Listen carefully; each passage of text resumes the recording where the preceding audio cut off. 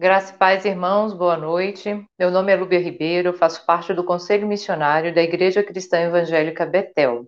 E hoje vamos dar continuidade à nossa conferência missionária. Os nossos irmãos que nos acompanham, Carlos, Augusto, Lúcia e Wenson, também vão participar dessa conferência. E hoje nós vamos conhecer um pouquinho mais da nossa missionária Josiane. Ela serve aos irmãos na comunidade Acaraqui, no Pará. Vamos conhecer um pouco mais dessa irmã e também do trabalho que ela realiza naquela comunidade. E agora nós vamos começar com um período de louvor. Vamos ouvir um louvor feito pelas nossas irmãs Manu e Talita.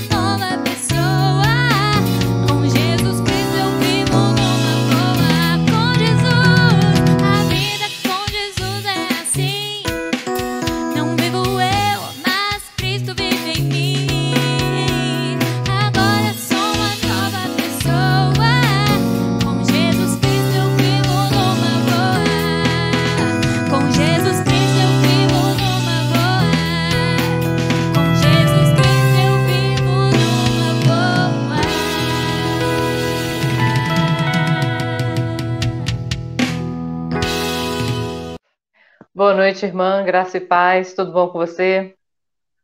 Boa noite, irmã. Até aqui onde se vê, graças a Deus, a gente está caminhando com a graça e a Que, misericórdia do nosso Deus. que coisa boa. Hoje a gente vai dar continuidade à Conferência Missionária da Igreja Cristã Evangélica Betel, né, e apresentar você. Queria que você se apresentasse um pouco para os nossos irmãos.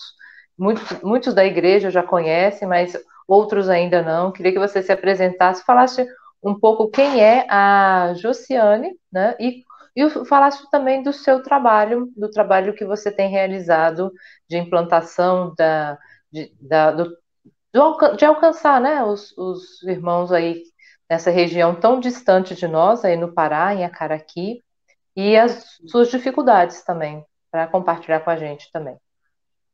Ok. Então, eu sou a missionária Josiane dos Santos, trabalho no Rio Acaraqui, moro aqui na cidade de Abaetetuba, no Pará, aí no início do mapa, né?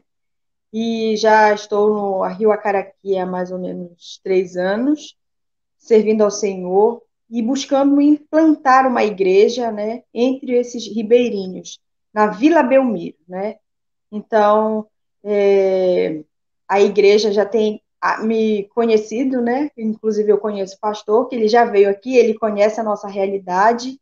E quando a gente estava iniciando o trabalho, né, que eu trabalhei na comunidade do Rio Arapapuzinho por 10 anos, mais ou menos, e quando eu estava entregando o trabalho lá no Arapapuzinho, o Férias para Jesus veio e a gente entregou um trabalho e pegou, né, iniciando outro já, que foi no Arapapuzinho, no Rio Acaraqui, e o pastor Pedro estava conosco, né, para iniciar o trabalho lá na nossa segunda visita ministerial, né, de conhecimento do campo, junto com Férias para Jesus.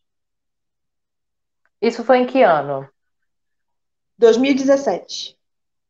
Então, desde 2017, você iniciou esse trabalho no Rio Acaraqui, nessa comunidade. Isso, a gente iniciou as visitações. E na segunda visita que a gente fez, foi o trabalho de evangelismo de impacto que a gente realizou lá. O Férias para Jesus esteve presente com a gente, conosco, né? Sim. E desde então, tem se dado continuidade, então, a esse trabalho, né? E Isso, exatamente. qual a formação que você tem para desenvolver esse trabalho aí junto a essa comunidade, ao Conselho Missionário, à Missão Cristã Evangélica?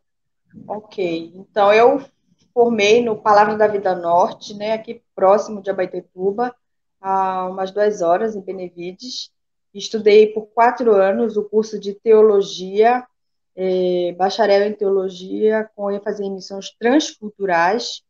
Na época era esse nome, aí depois chegou uma pesquisa, uma mudança do MEC para curso livre, e aí o meu curso diminuiu, né, para uma graduação apenas, não com o bacharel, mas só a graduação mesmo, né? Mas a gente fez esse curso lá no Palavra da Vida Norte, porque a minha igreja não era afiliada ainda à denominação, quando eu já estava no terceiro ano, que a gente filiou, e aí, de repente, eu poderia ter ido para o CTCEB, né? Não foi.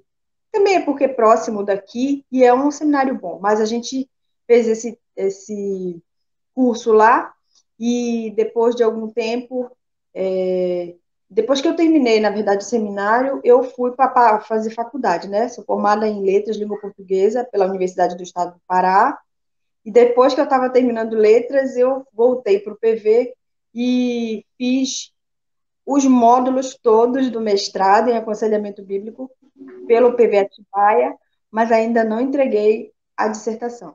Então, eu não tenho ainda o mestrado, preciso fazer a dissertação para isso. Mas essa é a formação que Deus tem permitido que eu tenha para poder estar realizando o ministério, a obra do Senhor, lá no Rio Acaraqui. Sim. E me conta um pouquinho como é que se deu a sua conversão. Como é que foi a sua conversão e o seu chamado? Porque você já está há 10 anos, por 10 anos você trabalhou com os ribeirinhos, né? E agora, de 2017, com a comunidade do Rio Acaraqui. Me conta um pouquinho da sua conversão e do seu chamado. Ok, então, vindo de uma família desestruturada, né? O meu pai era alcoólatra e a minha mãe cheia de problemas psicológicos, emocionais por conta da desestrutura familiar também, né? E alguns problemas físicos que ela tinha. Aí eu conheci algumas pessoas que eram da igreja que me convidaram para participar lá, mas antes de eu chegar até a igreja, fui errante pelo mundo religioso, né? O meu pai era Uhum, umbandista e a, a minha mãe, de uma família tradicionalmente católica, mas depois ela começou a caminhar para igrejas neopentecostais e a gente começou a ir por conta de vários problemas. A gente acabou chegando, participou da Igreja Universal, participou da Igreja Deus e Amor, participou da Igreja da Graça. Eu fui batizada no Mormons, né? E, uhum. e quando eu aprendi a ler, uma coisa interessante que meu pai queria que o primeiro livro que ele deu na minha mão, eu tinha 6 anos de idade, foi O Espiritismo segundo Allan Kardec. E daí a minha mãe falou assim, não, a gente não vai viver isso aqui de novo. Aí ela pegou o livro e rasgou. Foi a melhor atitude que a minha mãe teve na vida. Talvez eu estivesse embrenhada, né, no espiritismo hoje, né? Porque é uma mistura. Na família do meu pai é uma mistura de umbanda, espiritismo, catolicismo. É é um sincretismo total e completo. Mas eles não têm simpatia por crente. No caso, por mim hoje. Não sou tão assim. Agora que eu estou conseguindo ganhar a amizade da família do meu pai, com muito custo, né? Conquistá-los para que eles vejam que ser crente não é não é um mal, é um bem, né? Mas foi Uhum. assim que a gente viveu. Foi assim, nesse contexto, que eu me senti impelida a buscar mais a Deus. Então, eu queria ser boazinha, queria minha salvação, era isso que eu queria. E comecei a frequentar todos esses lugares, né? Como eu falei para vocês, eu fui batizada no Mormon. Não lembro nada agora. 14 anos de idade, sendo batizada no Mormon. E com a amizade que eu fiz na escola, né? Testemunho de pessoas, eu fui convidada para ir para essa igreja e tinha acontecido uma tragédia na minha família, na família da minha mãe, tinham matado um tio dela em Belém, e daí a gente ficou bem, assim, triste e tudo, bem sensível. E depois, né, quando Deus quer, até o diabo ajuda, irmãos. Depois, alguém numa cidade vizinha chegou e revelou para minha mãe que o diabo queria matar alguém da nossa família, mais alguém. E eu rio tanto disso hoje, porque a palavra de Deus diz que o diabo veio para roubar, matar e destruir, né? E a gente quer matar todo mundo todo tempo. Mas eu fiquei com tanto medo de morrer, de que alguém da família morresse, que eu aceitei o convite dos meus amigos. E a primeira vez que eu fui lá, me senti tão bem e tô até hoje. Depois que fui o Amém. primeiro domingo, não parei, né? E o Senhor, ele falou comigo no carnaval de 99 e eu me converti em 2000. O Senhor me chamou em 2001 por meio de um pastor da APEC, pastor Natanael Negrão, que inclusive é primo do meu pastor Eliel Negrão, e ele, pregando a palavra do Senhor, mostrou a necessidade que existe de pessoas serem alcançadas por Cristo. Então, quando eu me converti, eu queria que todo mundo da minha família cresce. E é aquele ímpeto, né, do novo crente. Uhum. Cheguei com a minha família e vi que não era bem assim. Eu estava assim feliz porque Cristo tinha me chamado, e achava que eles iam também, né, aceitar. Mas não foi assim. Então eu entendi que orei para o Senhor, falei, Senhor, se o Senhor tem mostrado, o Senhor tem me chamado para ti, o Senhor tem salvado a minha vida para ti. Eu entendo que pessoas também precisam de ti. E quando for no teu tempo, o Senhor vai chamar a minha família. E saí de lá com esse objetivo, no carnaval de 2001, pregando o evangelho para criança. Porque ele era da PEC, então o povo da PEC tem muita conversa, né? Tem muito papo. Eu falei assim, eu vou fazer isso. Tentei fazer aqui em casa, não deu certo, e pedi autorização do pastor, e a gente iniciou o trabalho. Assim, cada mês era uma quadra do bairro, a gente saía convidando as crianças, pregava o evangelho para aquelas crianças ali, no quarto domingo do mês a gente ia e colocava elas para assistirem a EBD, apresentava para a igreja, e no próximo mês a gente já estava convidando outra quadra, e alguém encostou para mim e falou assim, Josi, tu já pensaste em ir para o seminário? Eu falei, gente, nem sabia o que era seminário. O que é seminário? Aí, até na live que eu apresentei com o pastor Ivanei, eu até falei para ele, quando eu passava na frente da igreja, a igreja aqui no meu bairro, gente, nunca imaginei que aquilo era a igreja, nunca pensei que aquilo ali funcionava uma igreja. E fiquei assim, até surpresa, assim, nossa, aqui funciona uma igreja aqui, e cega, né? Como o diabo cega a gente. E o pastor Uhum. Ivanei brincou, que ele falou assim, Josi, você não sabia o que é seminário, você nem sabia que tinha uma igreja ali, você já ia saber o que era um seminário. E eu aceitei o convite de conhecer, comprei a ideia, achei maravilhoso poder servir a Deus e fui levada, né, como eu era menor de idade ainda, meu pai teve que assinar um termo de responsabilidade. Com 17 anos eu fui para o seminário, né?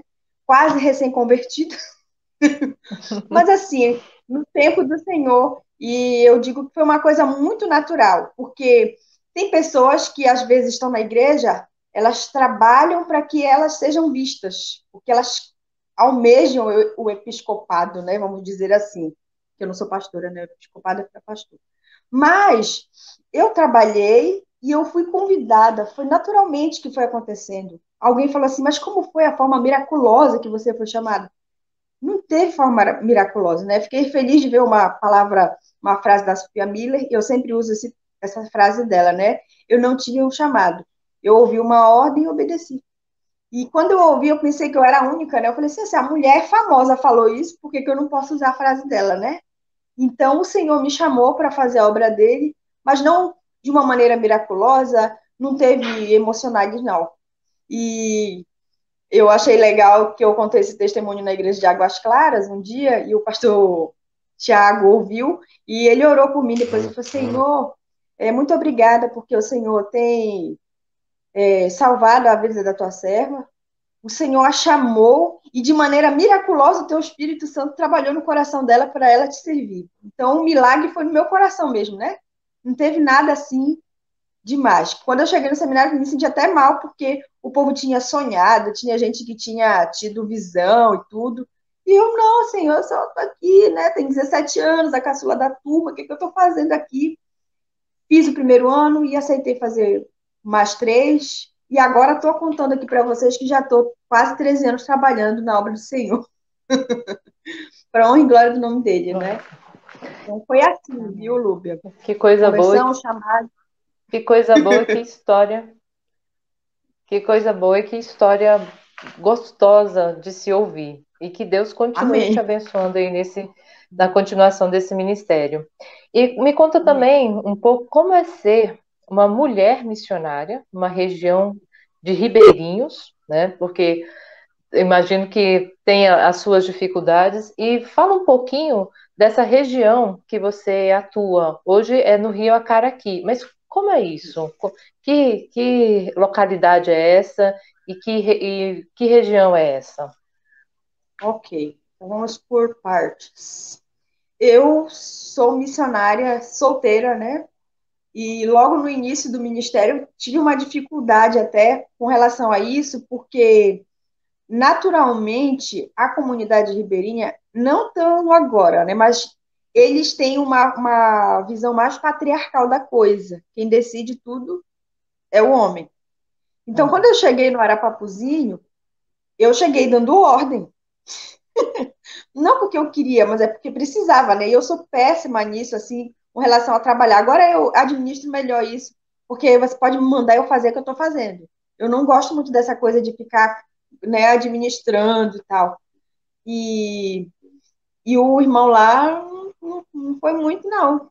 Uma mulher aqui, aí tem que chamar o conselho, tem que chamar os pastores todos para entrarem na história e na jogada, como dizemos, para que conversasse com ele. Dizer, não, ela é a nossa representante aqui e ela tem a autoridade do Senhor e nós estamos dando essa autoridade para ela. Então, o que ela decidir, o que ela conversar, vai ser o que vai ser feito. E aí foi aos poucos que eu fui ganhando o respeito, né, dos irmãos lá. Então não é fácil ser uma mulher, né, no ministério, por exemplo, eu não posso sair daqui sozinha. Você não vai nunca ver que eu vou sair daqui, pegar uma rabeta, pegar uma voadeira e vou sair sozinha daqui de casa e vou fazer o trabalho lá no Acaraqui, no Arapapuzinho, em qualquer rio. Logo, vou ser Uhum. disciplinada como pastor. Não tenho autorização para andar sozinha, porque eu sou mulher.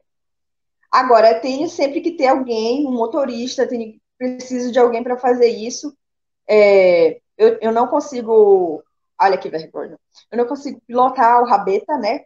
O motorzinho de polpa. Consigo pilotar só a grande, assim, que é mais fácil, né? Parece que está dirigindo o carro. Mas tem essa dificuldade, né? Não, não é que falta força. É, por exemplo, às vezes eu vou com a minha prima. E eu já observei, quando a gente vai sempre tem alguém, algum rapaz, algum homem fazendo uma gracinha. Quando eu vou com o meu primo, que é ele que sempre me leva, aí não, ninguém nem me olha. Ninguém nem olha pra gente. Tem essa questão, nesse sentido. Agora, no sentido de administrar o ministério missionário, o Senhor tem dado sabedoria e capacitação para isso. No que diz respeito a aconselhamento masculino, é uma dificuldade grande, porque eu não posso aconselhar homens, né? A gente tem que encostar e aconselhar mulheres.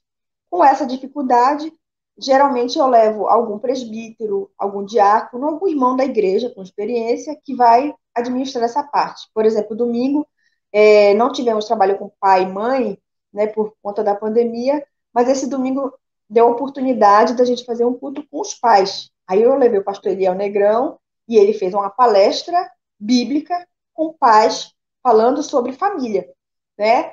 Então, tem as dificuldades, mas o Senhor tem abençoado e suprido essas dificuldades que a gente tem sentido aqui nesse sentido. Mas em qualquer ministério em que uma mulher precisa aconselhar o homem, essa é a dificuldade, né?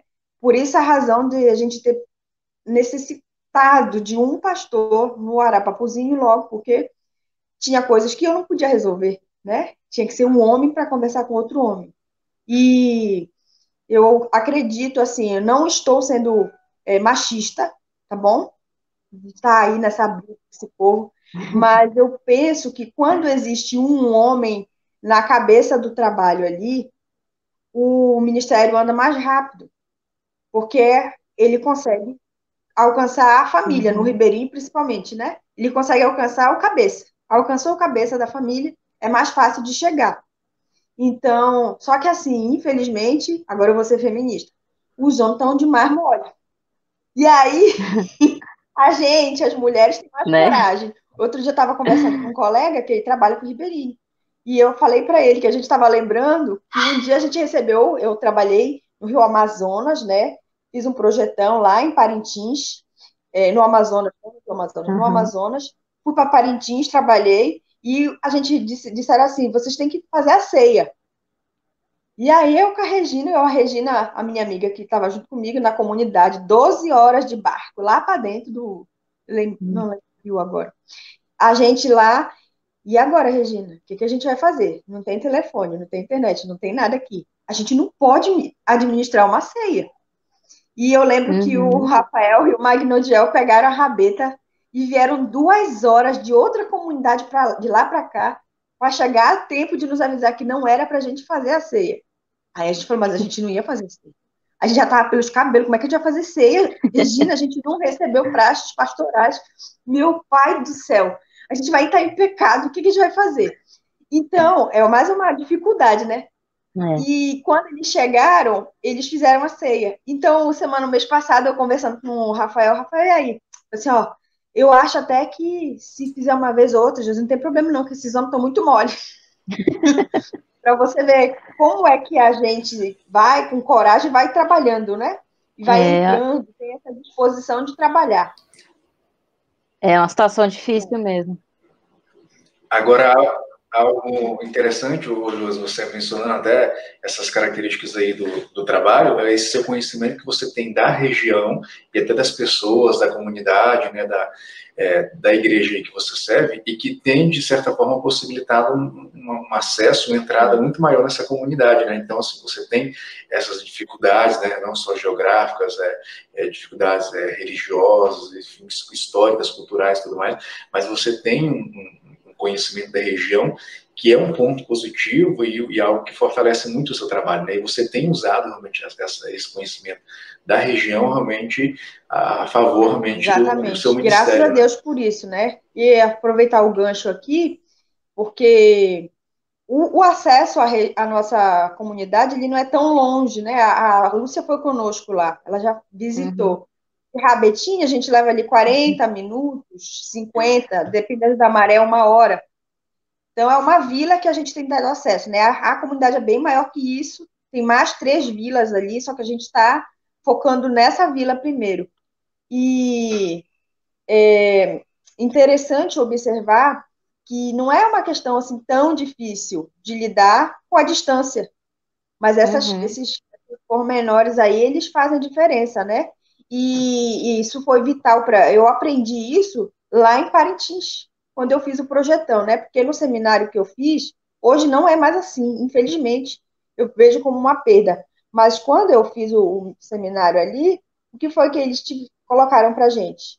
A gente tinha que fazer 3 anos e meio de seminário e em 6 meses a gente tinha que colocar em prática aquilo que a gente aprendeu.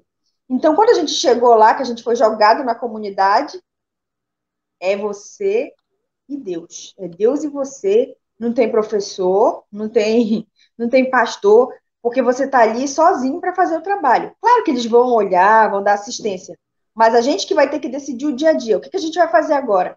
Tem coisas que a gente conversa hoje, a gente fala assim, a gente errou nessa parte aqui, a gente devia ter feito outras coisas. Ah, não, a gente devia ter feito dessa forma.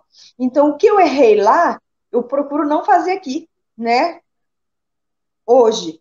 E o que a gente teve de acerto lá, a gente continua empregando para dar um andamento, uma celeridade no processo da evangelização, né? No ministério, na comunidade.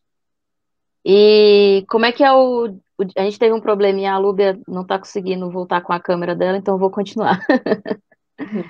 Como é que é o seu dia a dia com o trabalho? Então, normalmente a gente faz visitas, que é onde a gente ganha amizade, a gente consegue alcançar o coração das pessoas, a gente consegue saber as dificuldades e, de certa forma, até ajudar, né? Eu faço visita nas casas. Na pandemia, a gente estava fazendo todas as casas praticamente devocionais. Agora a gente já tem organizado cultos dos domingos, né?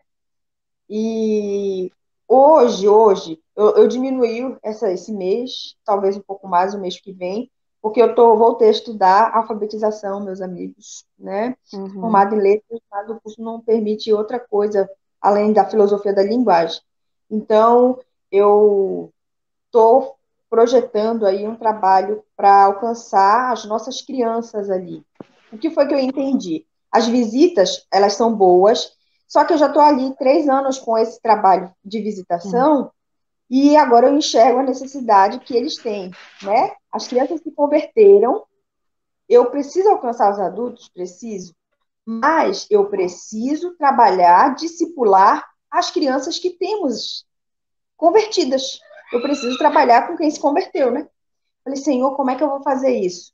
Eu preciso alcançar, a gente precisa formar a igreja, estamos implantando a igreja, como é que vai acontecer o processo? Fiquei muito preocupada, assim, angustiada de fato, verdade, sair pedindo oração aí. Quando vocês veem que eu estou pedindo oração, é porque o negócio... Sabe, normalmente a gente pede, mas eu estava muito preocupada para saber como era que eu ia fazer, né, o ministério andar, especialmente nesse tempo de pandemia. E eu já tinha feito um trabalho de acompanhamento pedagógico, mas eu entendi que a gente precisa ter crianças crentes, não crianças, né? Precisamos ter crentes alfabetizados, porque até uma das dificuldades que a gente tem lá, que é o analfabetismo muito grande.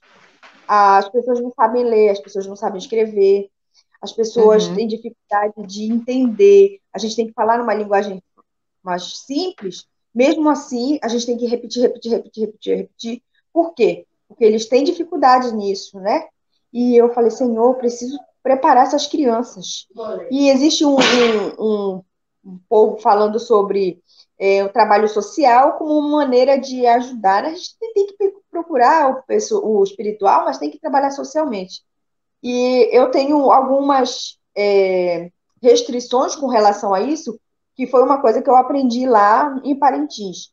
A gente não pode trabalhar no toma lá da cá com ninguém, seja a comunidade ribeirinha, seja uma favela, seja uma comunidade carente, qualquer lugar. Se você chega para ajudar socialmente, aí todo mês você dá uma cesta básica, a pessoa vai ficar andando do teu lado porque ela sabe que todo mês você vai dar uma cesta básica. E isso não faz a pessoa ter um caráter melhor, isso não faz a pessoa ser mais digna, isso não faz com que a pessoa aprenda de Cristo e tenha a vida transformada. E nem ajuda ela socialmente, porque ela não vai, né, desenvolver nada. E não estou dizendo que é errado a gente ajudar socialmente, no sentido, né, de alimentar quem precisa de um pão naquela hora, como diz Tiago. Mas eu entendo que a gente precisa dar diretrizes para que a pessoa tenha um crescimento social, mas visando espiritual. E foi por isso que eu entendi que eu precisava alfabetizar as crianças e, se possível for, a gente vai conseguir fazer isso com adultos futuramente. Porque é uma necessidade, uma carência em toda a comunidade. E eu digo que o sonho de todo missionário é chegar numa comunidade e conseguir formar uma liderança local para deixar aquela comunidade preparada para se cuidar. É a igreja autóctone, que a gente chama. E aí eu vou para outra comunidade, porque a outra comunidade também precisa.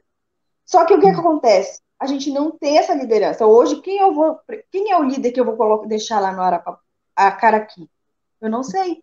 Por quê? Porque não existe aquela pessoa. Se você conversar, tem pessoas que conseguem conversar, tem pessoas que conseguem, que dominam determinados assuntos, mas não sabem ler. A gente precisa ler. A palavra de Deus diz: bem-aventurados os que leem as palavras desta lei, lá em Apocalipse. Então, eu entendo que a leitura é um mecanismo social que vai ajudar eu a encontrar, né, uma ajuda muito maior espiritualmente falando. Então, eu vejo que esse é o caminho.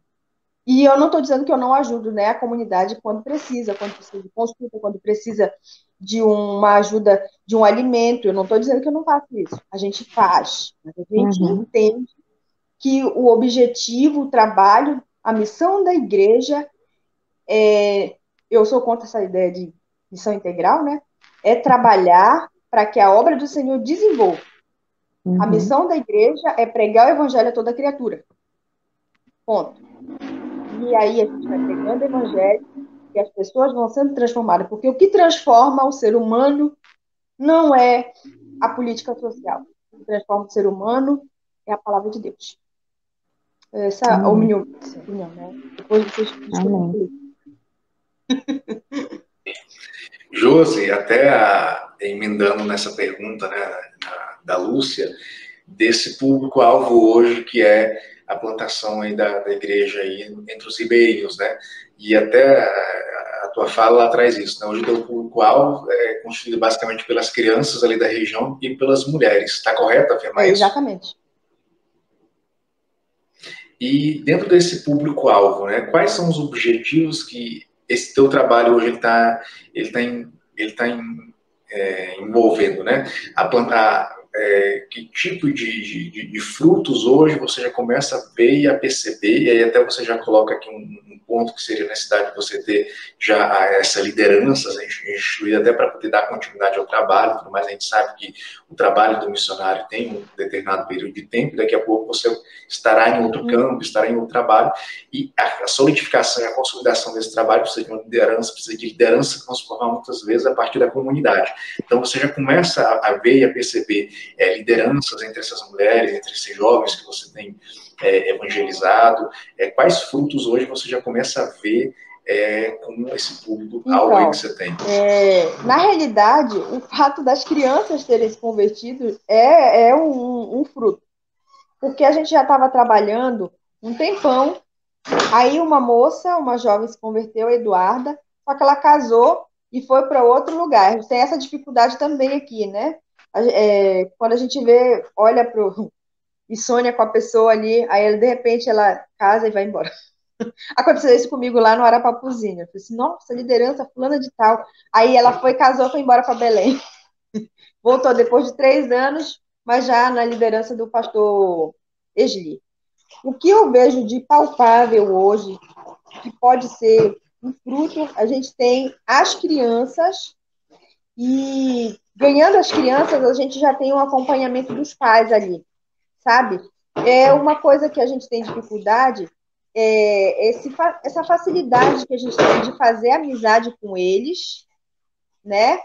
E essa amizade deles não é só comigo, é com qualquer pessoa que chegar. Então, eles são abertos a todos que chegam, né? Se eles tivessem um pouquinho mais de, como eu poderia dizer... Critério? Se eles fossem um pouquinho mais firmes, assim, na opinião, aí, de repente, seria mais fácil, né? Eu olho para o seu Jorge, por exemplo. Ele é um homem que ele não tem muita instrução, mas ele tem uma cabeça, assim, o que ele aprende, ele aprende. eu olho para ele como um líder, mas ele ainda não se converteu. Você conversa com ele, parece um crente. Ele, a família dele, todinha. Então, o que foi que eu pensei? Eu falei, Senhor, eu vou continuar trabalhando com as crianças aqui, mas sempre acompanhando ali, né, as outras pessoas, acompanhando ali essa família, acompanhando o desenvolvimento da fé por fora. Porque a gente olha, às vezes, de fora e diz assim, não, esse pessoal não vai se converter, não. Esse coração é muito duro. Eu acho que eles não vão se converter. E aí, de repente, o agir, o trabalho do Senhor na vida deles, né? E a gente observa, Senhor, como é que essa palavra chegou e eles confessaram isso para a gente? É um fio de esperança que existe, né? Entre outros, né? Por exemplo, domingo, uma senhora, ela... Deixa eu me lembrar o nome dela. Ai, de amor. Dona Martinha, ela falou bem assim, dando um testemunho de alguma coisa que aconteceu na vida dela, ela falou que ela só ainda não professou a fé e acompanhou a igreja porque o marido dela ficou sem falar com ela uma semana quando ela disse que ela ia se tornar crente. Nossa. Falei assim, a Dona Martinha, ela já é convertida. Ela tem Cristo na vida. O procedimento dela, a vida dela, gente, que coisa maravilhosa. Ela até o vestir dela é um típico, sabe, diferente. O procedimento dela é diferente. Então, a gente entende que existe como eu poderia dizer, dentro da comunidade, eles têm, de repente, um medo e uma vergonha de professar essa fé, por medo de serem, né?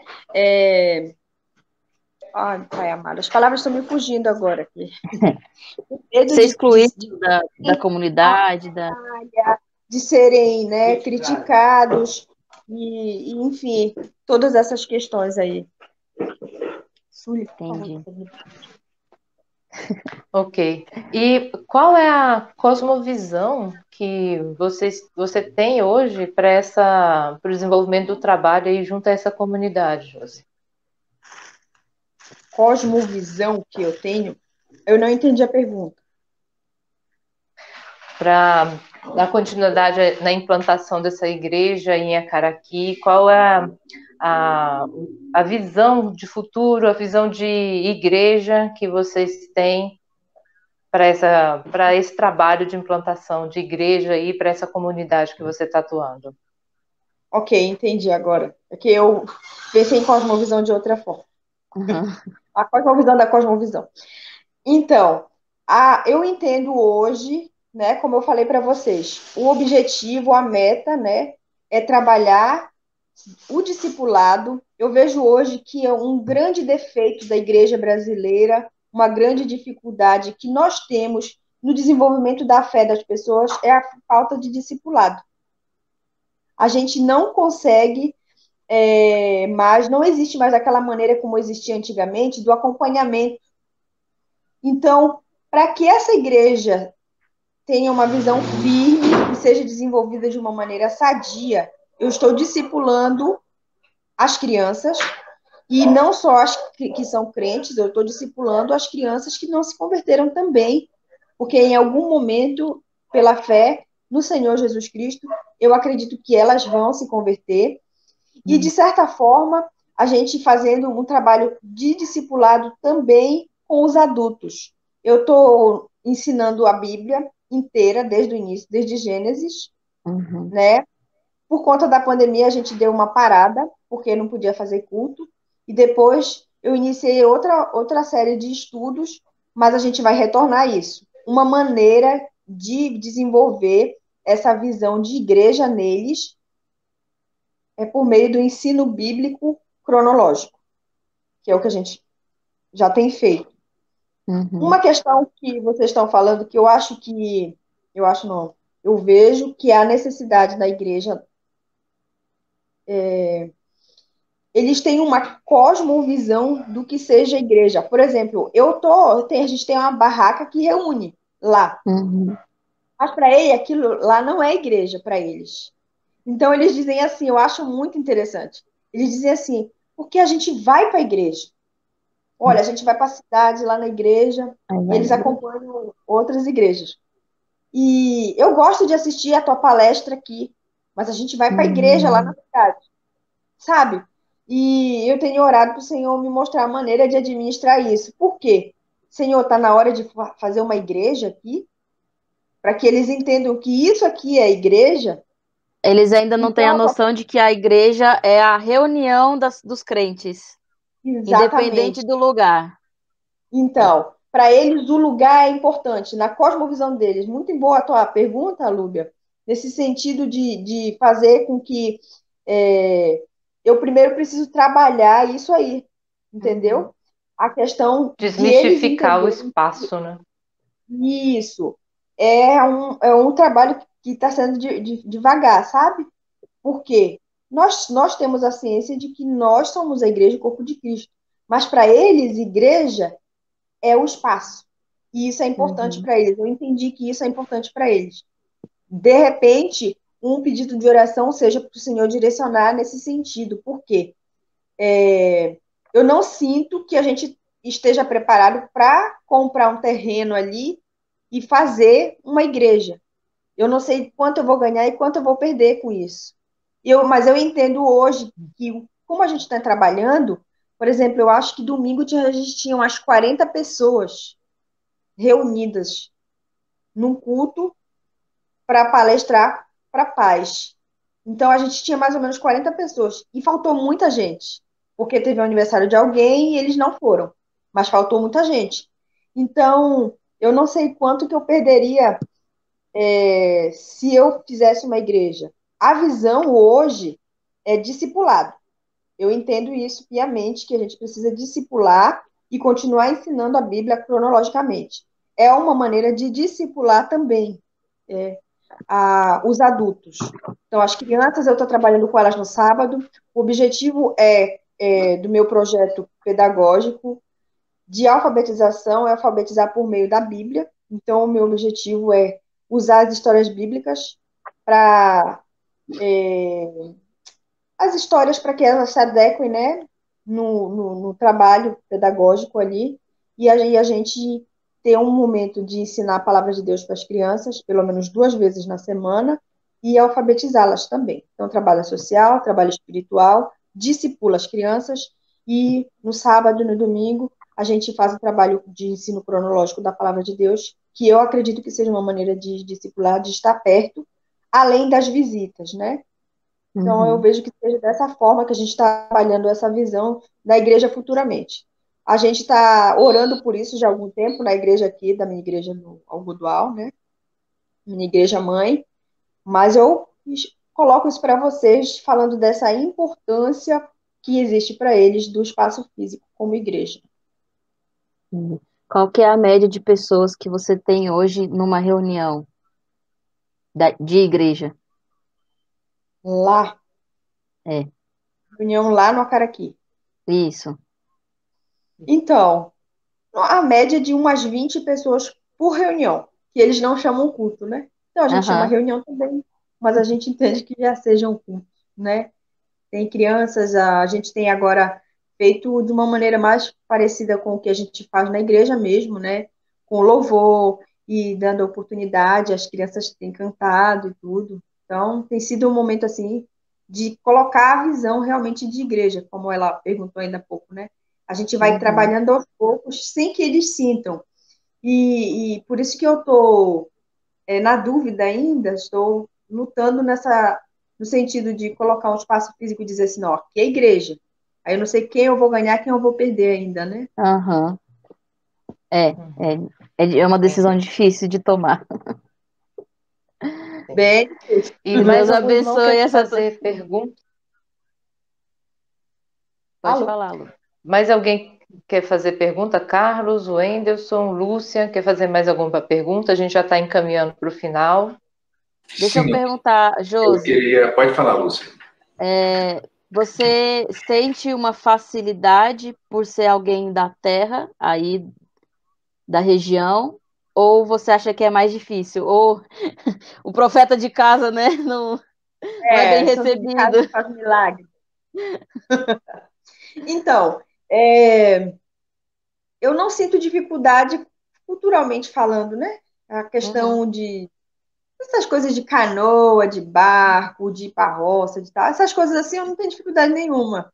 Por isso nem dou tanta importância, eu acho. Pode ser uma falha minha, né?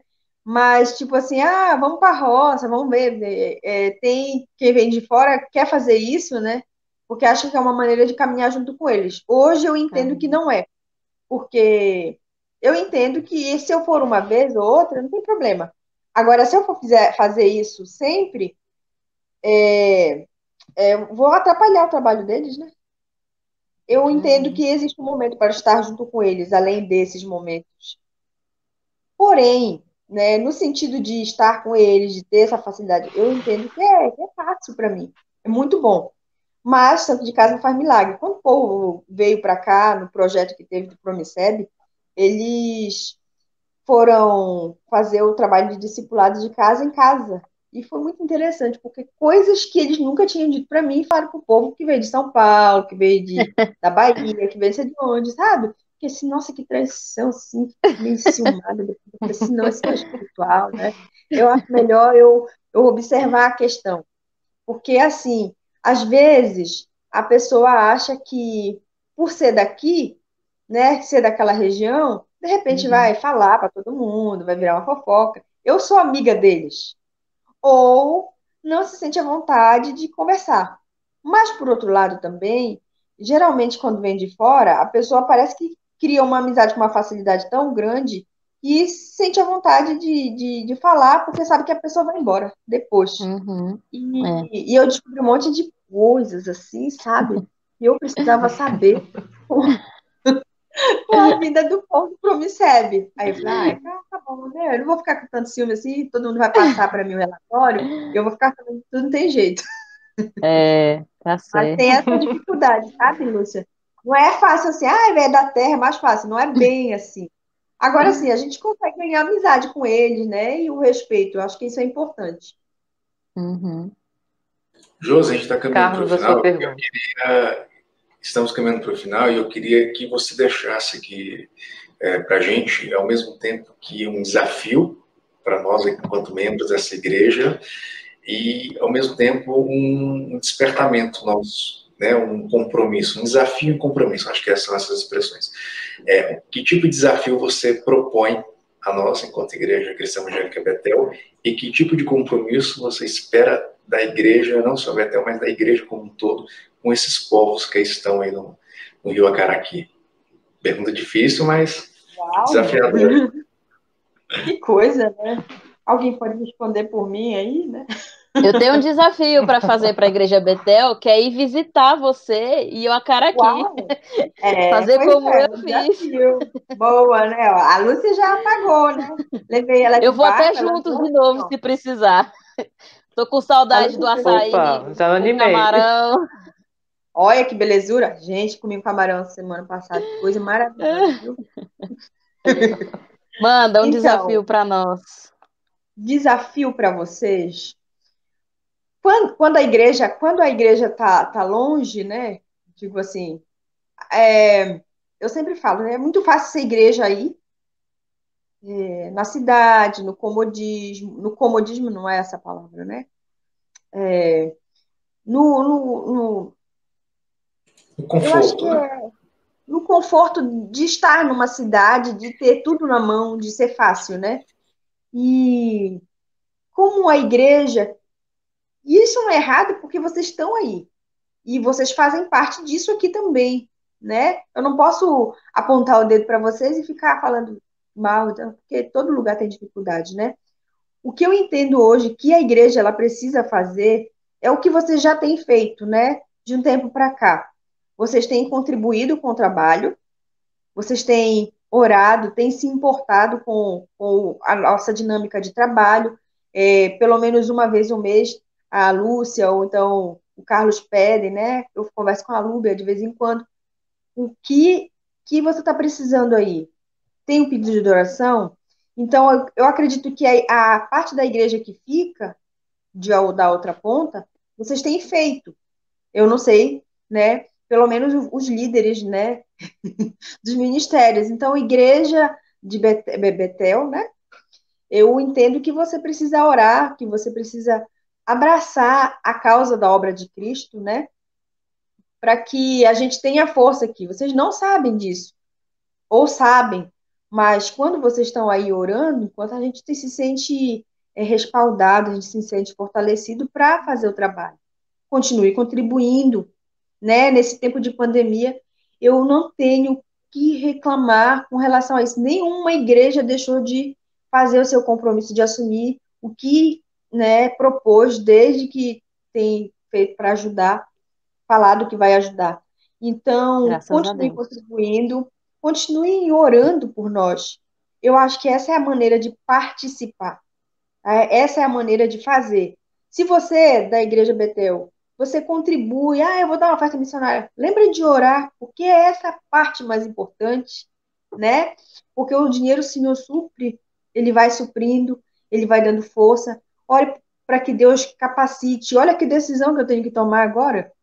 Não é Uhum. difícil, né? E a capacidade que a gente precisa, a saúde que a gente precisa. Semana passada eu fiquei doente. E foi difícil para mim, porque eu atrasei uma semana o objetivo do projeto, que já era para estar começando, semana que vem não vai começar, porque eu não tive força para estudar, né? E a gente precisa disso. Então, continue contribuindo, continue orando e cada vez mais tendo compromisso de falar de Cristo. Aí onde você está, no seu vizinho, no seu amigo, fala de Cristo, viva Cristo, por quê? Porque quando você começa a fazer, você se sente parte mais efetiva disso. E aí você vai lembrar que existe um missionário que também está falando lá no Ribeirinho, está falando lá na Índia, que está falando lá no Japão. Quando você faz, você sente parte disso. Então, faça a sua parte de contribuir, de orar e fale de Cristo aí onde você está, né? E aproveitando a oportunidade, adote a MCE aí também, se você Adote puder, né? Me propõe aqui, Missão Cristã Evangélica do Brasil, e seja igreja. Assuma a sua identidade cristã. Você foi salvo, você foi liberto, você foi justificado e assuma o seu papel de ser um discipulador, porque foi uma ordem de Cristo. Essa é a identidade do cristão. Então, seja igreja. Esse é o desafio que eu tenho para fazer para a Igreja Betel, além do desafio que a Lúcia já fez aí também. Amém, amém. Então vamos encerrar. Ô, Josi, eu gostaria de orar por você, pelo trabalho aí na cidade de Abaetetuba, no Pará. É uma cidade interessante, um calorzinho interessante. Uns 40 graus hoje e de repente caiu essa chuva todinha aí com raio que vocês puderam ver aqui na Mas vou janela. confessar que eu sinto falta de vez em quando. Ai, que bom, É, Luz. foi muito bom, é verdade, eu gostei demais. Então Que vamos bom. orar, né? Amém. Oremos. Senhor, nós te damos graças a Deus pela oportunidade de poder conhecer um pouco mais da Josiane, conhecer o trabalho que o Senhor fez na vida dela, da forma maravilhosa que o Senhor a chamou para trabalhar na tua obra, Deus. Nós te pedimos, ó Pai, que continue abrindo as portas no trabalho lá em Acaraqui, que os corações estejam dispostos a ouvir e a receber aquilo que o Senhor tem para cada um lá, que os desafios, ó Deus, de alfabetização, de colocar na mente das pessoas a tua palavra, possam ser, ó Pai, concluídos, ó Deus, no tempo mais próximo que o Senhor quiser, mas que o Senhor continue, ó Deus, cumprindo a tua vontade, ó Pai, naquele lugar. Nós te Amém. pedimos pela saúde da Josi, ó Pai, que o Senhor continue dando a ela força e disposição no trabalho na tua obra, no teu reino, Deus. Abençoa a igreja do Algodoal, que tem dado um suporte tão bom para ela, ó Pai. Também te pedimos pela família dela, Senhor, que o Senhor também alcance aqueles que ainda não foram alcançados pelo Senhor, ó Pai. Abra os corações e a mente de cada um de seus familiares, ó Deus. E continue, ó Deus, abençoando a Igreja Betel, para que possamos, ó Deus, continuar abençoando a vida da Josiane também. É o que nós te pedimos e te agradecemos em nome de Jesus. Amém. Amém. Muito obrigada, Josi. Então, eu que agradeço, né? Obrigada, Aproveitar a oportunidade. Irmãos, muito obrigada. Deus continue abençoando Valeu, ricamente. Josi. Amém. Obrigado. Nosso Deus, viu? E nós vamos continuar, meus irmãos, amanhã com mais um dia de lives com a nossa irmã Riviette, que está na Europa, tendo hoje como trabalho os povos não alcançados. E nós vamos ter amanhã uma live riquíssima com ela. E esperamos vocês amanhã nesse mesmo horário, às 19h30. Aguardamos vocês, esperamos que vocês continuem sendo impactados, assim como nós temos sido, através das vidas dos nossos irmãos, através das histórias, através realmente de todo o compromisso que eles têm tido com a obra missionária. Até amanhã.